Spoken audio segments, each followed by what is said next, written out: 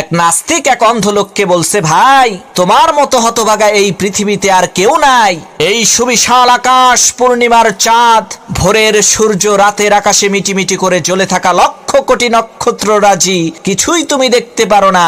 আহারে কত রং বেরঙের ফুল, দিগন্ত জোড়া বিস্তীর্ণ ফসলের মাঠ, সুবিশাল পাহাড়, মহাসাগরের অথই জলরাশির তরঙ্গমালা, কত সুন্দর রূপ যৌবনে পরিপূর্ণ অপরূপা সুন্দরী রূপসী নারী, বিলাসবহুল গাড়ি, চোখ ধাঁধানো বাড়ি, কিছুই তুমি দেখতে পারো না। তোমার চাইতে পোড়া কপালের লোক, তোমার চাইতে হতভাগা এই দুনিয়াতে আর কেউ আছে নাকি? তখন অন্ধ লোকটি বলল, আমার চাইতেও হতভাগা আছে।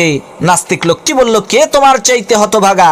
তখন অন্ধ লোকটি বলতে লাগলো, ভাই আমার চোখ নাই বলে আমি দেখতে পারি না, কিন্তু তোমার চোখ থাকার পরেও তো তুমি দেখতে পারো না।